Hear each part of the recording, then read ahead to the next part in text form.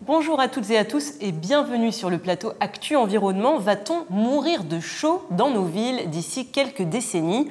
En tout cas, les pics de chaleur s'intensifient chaque année et les scientifiques nous le disent, c'est irréversible. Alors comment rafraîchir nos villes pour les rendre vivables à l'ère du réchauffement climatique? C'est la question du jour et pour tenter d'y répondre, je reçois aujourd'hui sur ce plateau deux ingénieurs. Edith Akiki, bonjour. Bonjour.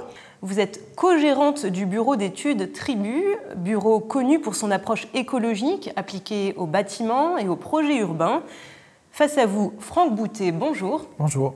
Vous êtes pour votre part aussi architecte, à la tête de l'agence Franck Boutet Consultant, spécialisée dans la conception et l'ingénierie environnementale.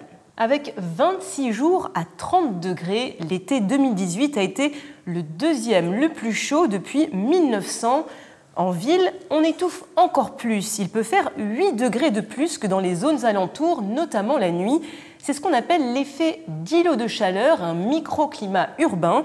Comment se caractérise ce phénomène? Quelle est son origine et comment l'atténuer? Début de réponse dans ce reportage. Alors là, on arrive sur une rue typique de Paris qu'on appelle Canyon urbain. C'est une rue étroite bordée d'immeubles hauts. Là, on a une configuration d'un canyon urbain qui est de plus en plus accentué au vu 100 mètres plus loin. Et on voit l'effet du soleil sur les façades. Les matériaux de la ville vont emmagasiner cette chaleur. Et c'est là qu'on arrive sur le problème de l'îlot de chaleur urbain. C'est que la nuit, cette chaleur va avoir du mal à s'évacuer sous la forme d'infrarouge. Et rejoindre le ciel, c'est la tendance naturelle, les infrarouges vont réintercepter les surfaces minérales, les hauts murs par exemple. Et donc, on va avoir des villes plus chaudes la nuit que la campagne environnante. Autre phénomène qui participe à la chaleur urbaine, c'est les rejets de chaleur liés aux activités de la ville. Les voitures qui, par la combustion des moteurs, les commerces par leur activité. Là, vous avez par exemple, typiquement dans la rue, un rejet direct de chaleur, une extraction de chaleur du commerce qui va rejeter une chaleur excessive et participer au problème. Cet excès de chaleur en ville qu'on n'arrive pas à évacuer simplement avec ce type de configuration urbaine font qu'il y a un inconfort thermique pour tout le monde, toute la population, les travailleurs comme les habitants. Et pour certaines personnes dites sensibles, lorsqu'il y a des périodes de vagues de chaleur, on peut avoir un risque de santé publique majeur. Là, on quitte ce quartier haussmannien du XVIIe avec des rues étroites et on rentre dans un espace vert qui a, Clichy-Batignolles, été pensé comme un cœur d'îlot vert. C'est à l'occasion d'un projet d'aménagement, on a pensé à trouver un espace de rafraîchissement. Cet espace d'usage social, mais de ressourcement, mais de rafraîchissement a été bien pensé pour respecter à la fois la végétation, l'eau, l'ombrage. Donc vous voyez des nous là autour d'un espace de biodiversité. La récupération des eaux est pensée autour d'un bassin de végétation plantée qui permet d'arroser cette végétation pour qu'elle soit très efficace en termes d'évapotranspiration. Ça, c'est une qualité de cet espace. Il y a l'ombrage que l'on peut voir, l'ombrage des allées.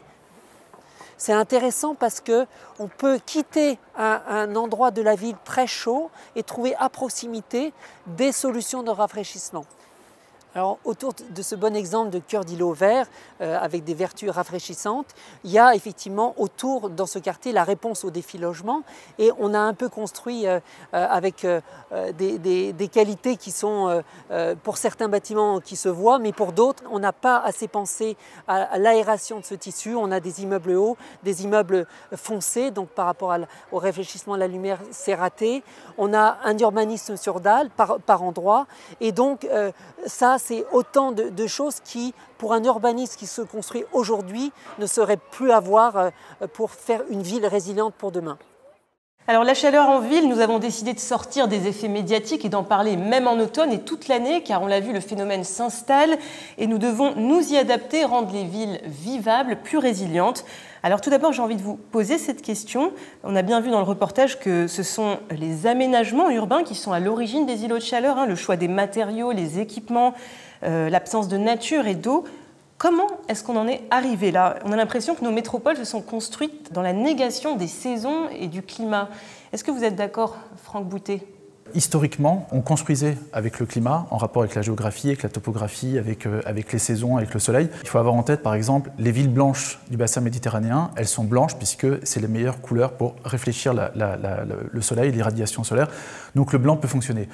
Alors ça, quand on était dans une approche à la fois très locale, où on habitait là où on était né, déjà on comprenait cette problématique du climat, et après on construisait avec des matériaux locaux. Donc cette idée du localisme, en fait, elle faisait émerger des choses qui avaient un sens par rapport, entre autres, au climat. Le phénomène, on va dire, enfin l'oubli de la période moderne, c'est un peu quand on commence à pouvoir faire tout et n'importe quoi, en allant chercher des matériaux à l'autre bout de la planète, en habitant à l'autre bout de l'endroit où on est né, en travaillant finalement n'importe où. Et du coup, il y a un peu cette perte de culture locale, de sens local, qui fait qu'on a construit, on va dire, d'une manière qu'on pourrait appeler générique et un peu globale, en oubliant la question du climat.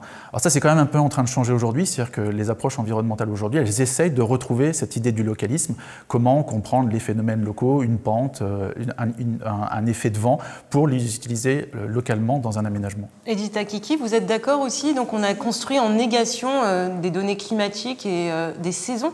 Je suis tout à fait d'accord. Il y a un effet de mode architectural qui fait que, quel que soit où on va sur la planète, on retrouve aujourd'hui des constructions qui se ressemblent. On ne sait plus où on est, en fait. Donc toutes les villes sont construites de la même manière? Quasiment de la même manière. Il y a un effet quand même local à certains endroits. Par exemple, à Montpellier, aujourd'hui, mais même avant, il y a un effet local qui fait qu'on quand même on construit avec les habitudes locales. Mais il faut que pas tous les intervenants, mais à minima, les élus, les aménageurs, ceux qui décident, soient convaincus par ça. Et en fait, on ne le retrouve pas partout. À Paris, il y a eu une multitude de projets qui n'ont pas respecté effectivement cet effet-là. Je reviens sur Batignolles. Sur Batignolles, on a travaillé cet aspect d'îlot de chaleur urbain, mais il n'y a pas eu d'interdiction de certaines architectures. Donc, qui font qu'aujourd'hui, il y a un reproche que c'est noir, qui ne sont pas en phase, en fait, avec cet îlot de chaleur. Mais donc ces projets, ils sont encore très rares. On a quand même l'impression d'avoir construit des villes sans avoir pensé qu'il fallait les rafraîchir. Alors, il y a aussi une chose qu'il faut noter par rapport à ce qu'on disait tout à l'heure sur l'idée du localisme, c'est aussi qu'à un moment, on a fait une confiance, on va dire, quasi aveugle à la technique. Il ne faut pas oublier que, par exemple, les villes américaines sont nées grâce à l'ascenseur. On a commencé à construire des bâtiments finalement qui faisaient fi du climat dès lors qu'on a inventé la climatisation. Donc à un moment, on a cru que la technique arrivait à tout faire. Aujourd'hui, évidemment, on est passé à une autre époque. La technique, on sait qu'elle peut faire des choses, mais on est bien conscient aussi des effets néfastes de la technique, à la fois tous les process qui sont mis en marche pour arriver à satisfaire un besoin, pour fabriquer ne serait-ce qu'une machine, l'énergie colossale qui est dépensée pour fabriquer des machines, ensuite pour les faire fonctionner, pour les entretenir, etc. Donc aujourd'hui, on est en train de revenir à une forme de ce qu'on pourrait appeler la sobriété ou même la frugalité, qui est de se dire essayons d'abord de satisfaire un besoin, donc par exemple la maîtrise de la chaleur, avec d'abord des moyens passifs, des moyens qui ne consomment pas d'énergie et des moyens qui nous permettent de s'affranchir de la technique. Alors, il y a quand même une urgence. Est-ce que cette urgence, elle se ressent dans les appels d'offres auxquels vous répondez? Est-ce qu'on vous demande d'être exigeant aujourd'hui? Qu'est-ce qui est pris en compte de façon dominante? C'est la voiture, c'est quoi? Sur les projets, il y a une exigence d'atteindre un certain niveau de confort. Après, avec quoi on l'atteint, ça peut être différent entre un projet et un autre, et surtout entre un maître d'ouvrage et un autre, parce que nous, on aurait tendance à dire il faut aller vers tout ce qui est passif, bien sûr, pour les économies d'énergie, mais aussi pour les questions de chaleur en ville. Maintenant, tous les maîtres d'ouvrage ne sont pas convaincus pour une question de marché derrière, et donc de normes de confort qui est pas forcément atteinte de point de vue passif, toujours, parce que quand on travaille avec la nature, c'est aléatoire. Quand on travaille avec la technique, si on a bien conçu la technique, on peut atteindre peut-être des objectifs beaucoup plus sûrs. Il est clair que ce qui tue les approches passives et ce qui tue finalement les approches écologiques environnementales, c'est de se dire moi je veux qu'il fasse 20 ou 21 degrés toute l'année dans mon bâtiment. Parce que justement, la réglementation thermique, on a l'impression qu'elle met énormément l'accent sur le confort d'hiver, d'avoir chaud, que ça soit bien isolé. Mais qu'est-ce qu'on dit sur le confort d'été pour... Est-ce que on peut dire qu'il y a une faille là-dedans Il y a une grosse faille. On n'a pas pensé le confort d'été. De mon point de vue, il y a une grosse faille.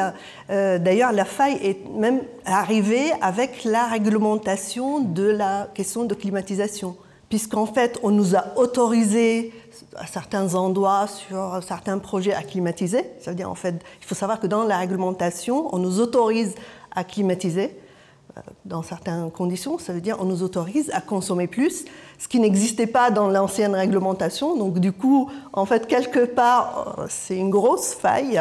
Deuxièmement, du moment où on pense que c'est réglementé, donc on ne met plus tous les moyens pour atteindre les objectifs du point de vue passif. Donc quelque part, si on veut bien concevoir, il faut oublier la réglementation. Je peux me permettre ? Oui, bien sûr. Ce qu'on a vu quand même, c'est que réglementation après réglementation, on met des exigences de plus en plus fortes sur la réduction de la consommation de chauffage, et l'impensé qui est sous-jacent, c'est que ce qui augmente, c'est l'inconfort d'été. Puisque plus les bâtiments sont isolés, performants, solarisés, plus ils ont la capacité d'aller capter des apports solaires, finalement, plus ils sont en surchauffe. Donc il faut vraiment qu'on travaille de manière multicritère, à la fois certes sur la réduction de la consommation de chauffage, même si de mon point de vue c'est plus vraiment un sujet parce qu'on est déjà très très bas. Par contre, il faut vraiment travailler les autres qualités, et si on reste sur la question de la chaleur, de l'inconfort, simultanément sur la question de l'inconfort en été. Est-ce qu'on peut dire aujourd'hui qu'il y a the solution pour rafraîchir les villes? C'est quoi la meilleure solution, Edith Akiki? Je pense que la végétation, c'est la grosse solution pour moi en ville, puisque en même temps aussi, la végétalisation, elle est multicritères, elle permet aussi de gérer les eaux, puisque le problème de réchauffement climatique, c'est pas que question de chaleur, on a tous les épisodes aussi des problèmes de remontée des eaux, des inondations, donc ça permet aussi de gérer les eaux, et c'est pour ça que la ville de Paris travaille aujourd'hui à désimperméabiliser, par exemple les cours d'école. Le projet Oasis. Le projet Oasis. Donc juste un petit mot, on peut dire un mot, vous contribuez à ce projet? Je le connais très bien.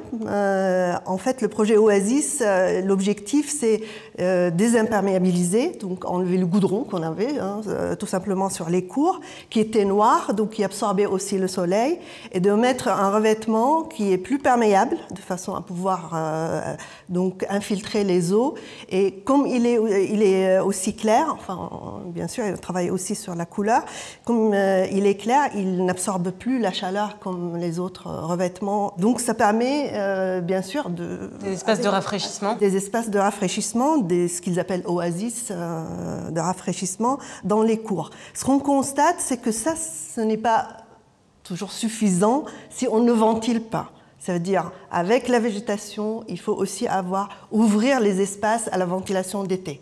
Et ça, j'en ai visité une école mercredi dernier. Comme elle est confinée, on ne ressent pas la fraîcheur qu'on aurait pu sentir, ce qu'on a ressenti quand on était dans la rue.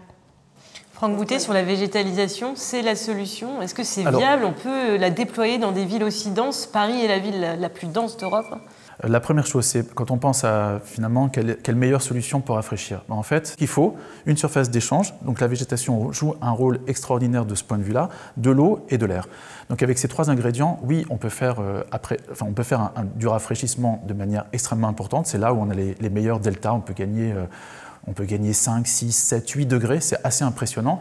Après, dans le reportage, on a aussi parlé d'une chose importante qui est la question de la matière et la question de l'albédo, c'est-à-dire en gros ce qui est la capacité de la matière à un moment à aller capter de l'énergie solaire et à la restituer de manière plus ou moins importante vers les grandes longueurs d'onde, donc vers les infrarouges, ce qui crée de la chaleur, ou au contraire aller réfléchir de manière beaucoup plus directe sans les dégrader vers les infrarouges, ce qui ne crée pas de chaleur.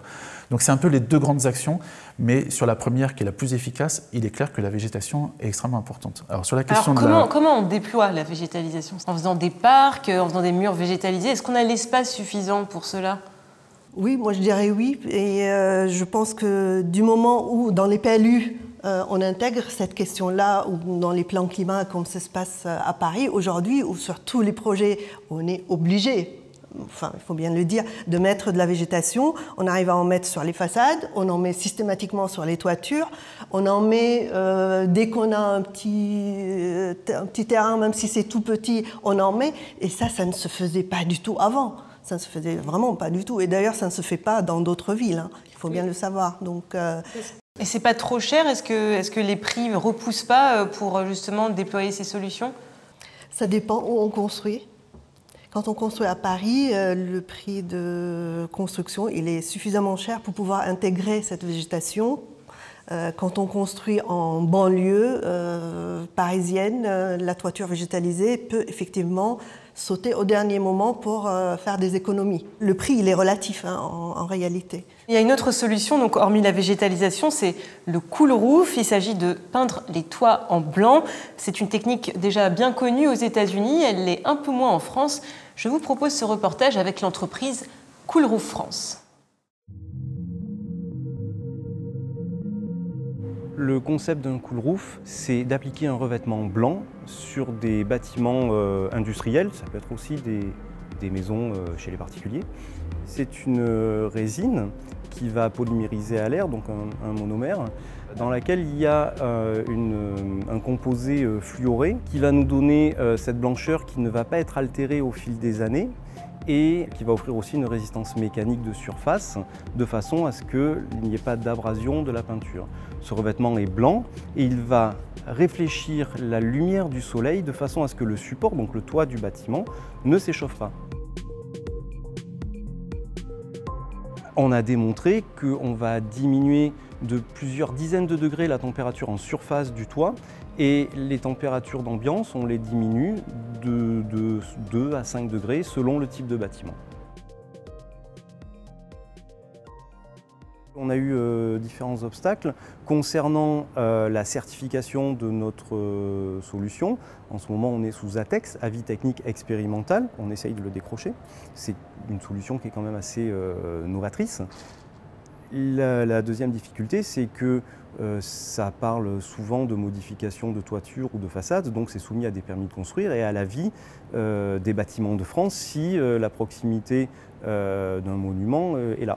Si on prend pour exemple New York, il y a eu 1 million de mètres carrés de cool roof appliqués cette dernière décennie. On a beaucoup d'exemples aussi en Californie où ils peignent les parkings, ils peignent les routes, ils peignent évidemment les toits de façon à lutter contre les îlots de chaleur. Donc s'il y a une municipalité qui est volontaire dans ce sens-là, et si on ne peut pas végétaliser les endroits dont on parle, c'est une solution alternative et efficace. Alors, est-ce que le cool roof, donc peindre les toits en blanc, voire les routes aux États-Unis, c'est une bonne solution? Je crois que c'est bien moins cher d'ailleurs que la végétalisation. Cool Roof France nous parlait de 20 € du mètre carré. Est-ce que vous utilisez ce genre de technique, par exemple, Franck Boutet?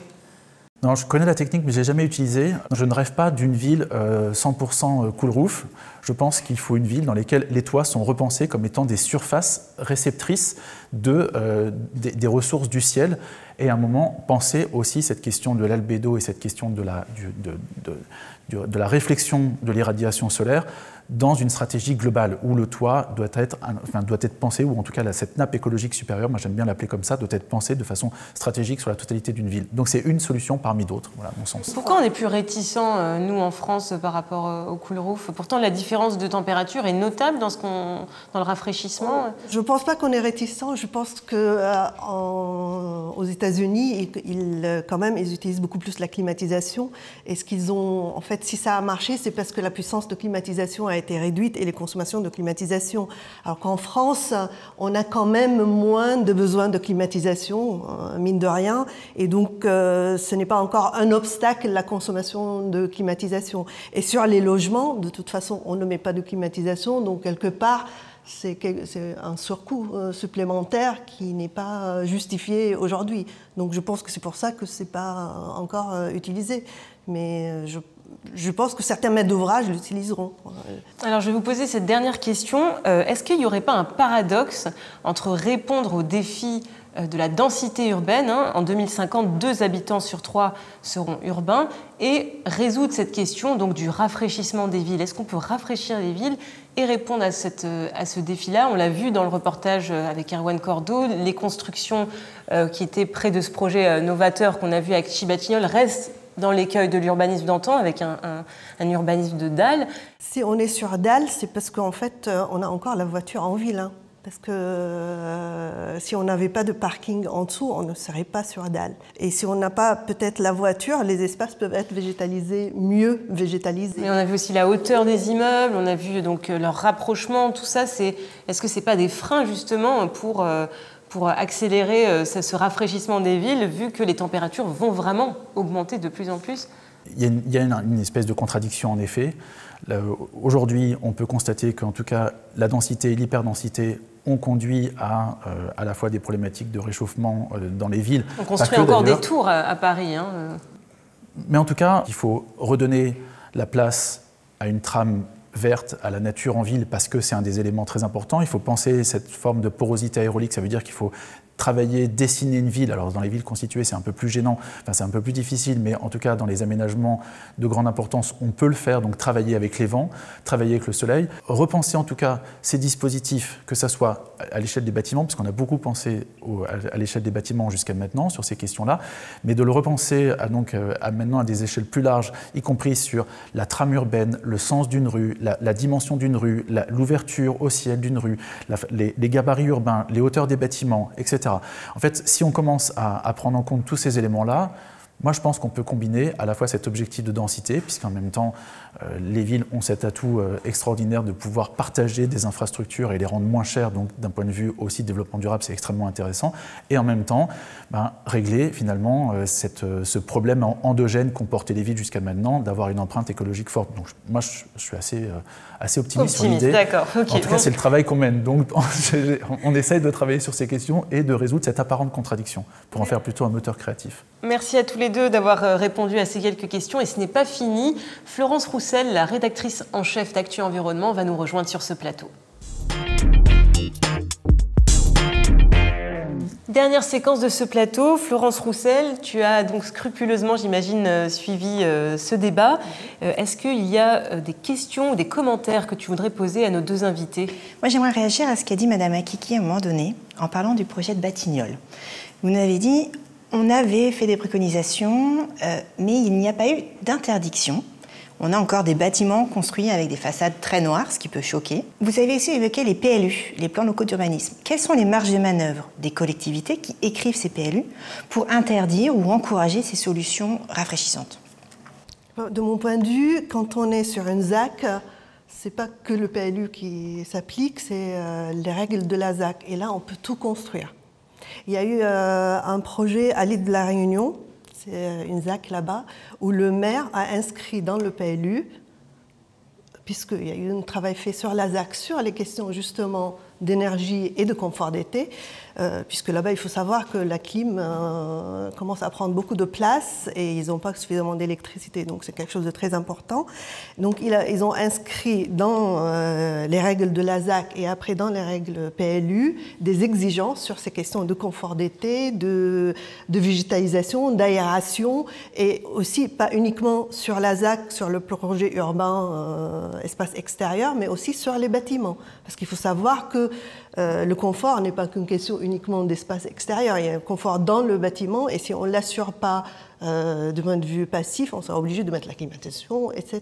Donc si une commune a une volonté politique affirmée, elle a les moyens, juridiquement parlant, d'imposer des choses? Aujourd'hui, à Paris, pour moi, la mairie de Paris impose beaucoup de choses. On vit quelque chose d'extraordinaire à Paris sur ces questions de confort d'été, d'énergie, de biodiversité, d'accès à la toiture, ce qu'on n'a jamais fait sur d'autres projets, puisqu'il y a une volonté quelque part, voilà, des élus. Avant tout, enfin pour moi, le projet de ville, c'est une volonté avant tout des élus. Et s'il n'y a pas de volonté, on a beau essayer de travailler, on n'arrive pas jusqu'au bout. En fait, mais on après, n'a pas d'objectif. Ce genre d'exigence, ça concerne beaucoup les constructions neuves. Or, le renouvellement de la ville prend un temps fou. On ne construit pas énormément. Il y a aussi toute la part de rénovation. Du coup, est-ce qu'on va assez vite pour déployer ce genre de solution? C'est ma question pour vous, Monsieur Boutet. Est-ce que, par rapport à l'urgence climatique, la ville s'adapte suffisamment vite? Ce que j'ai envie de dire quand même, c'est qu'aujourd'hui, il y a des nouvelles préoccupations. En effet, on se rend compte que les villes sont pathogènes du point de vue du confort d'été. Elles aggravent la température avec cet effet donc, de l'îlot de chaleur urbain. Cependant, il faut faire attention de ne pas aujourd'hui se placer en rupture par rapport à une culture, à une identité des villes. Il faut s'inscrire dans l'ADN des villes. Donc on ne peut pas juste prescrire de la blancheur dans des villes qui sont sombres. Il faut faire très attention. Alors après, sur la question de va-t-on assez vite aujourd'hui, il est clair que jusqu'à relativement récemment, on a tout misé sur les questions écologiques, de sobriété énergétique, on a tout misé sur le neuf. L'urgence aujourd'hui, c'est vraiment de s'attaquer à l'existant, c'est vraiment que ce soit sur la sobriété énergétique, que ce soit sur les solutions de confort. Et là, les marges de manœuvre sont... Oui, y a-t-il des solutions? Les marges de manœuvre sont quand même beaucoup plus réduites. Installer une toiture végétalisée sur un bâtiment existant, dans la plupart des cas, c'est pas possible. Parce qu'il n'a pas été conçu, il n'a pas été construit pour ça, il ne peut pas supporter le poids de la végétalisation. Donc les solutions pour la rénovation des bâtiments, elles sont quand même très limitées. Edith Akiki, vous voulez dire un mot? Oui, parce que ça dépend des moyens qu'on met. Ah ben voilà. Voilà. Je reviens sur les opérations à Paris. Aujourd'hui, on travaille sur Saint-Vincent-de-Paul, donc le quartier. On nous demande de rehausser le bâtiment de 4 niveaux. Donc si un bâtiment existant aujourd'hui, on peut le rehausser de 4 niveaux, on peut imaginer qu'on peut aussi se permettre de mettre une belle toiture aussi dessus. Après, tous les bâtiments ne sont pas en rénovation, c'est ça le problème. C'est-à-dire aujourd'hui, je crois, vu qu'on n'impose pas, parce que voilà, on revient sur la question, est-ce qu'on impose ou on n'impose pas? Si on impose la réhabilitation, quelque part, on peut intervenir aussi sur la question de confort. C'est un sujet, je crois, qui va de pair. C'est-à-dire, on intervient sur le bâtiment, on en profite pour traiter tous les aspects. Merci à vous tous d'avoir répondu à ces questions. Edith Akiki, ingénieure, co-gérante du bureau d'études Tribu, Franck Boutet, architecte à la tête de l'agence Franck Boutet Consultant et Florence Roussel, notre rédactrice en chef. C'était Comment rafraîchir nos villes à l'ère du réchauffement climatique. Merci aux internautes d'avoir suivi cette émission et je vous dis à très bientôt.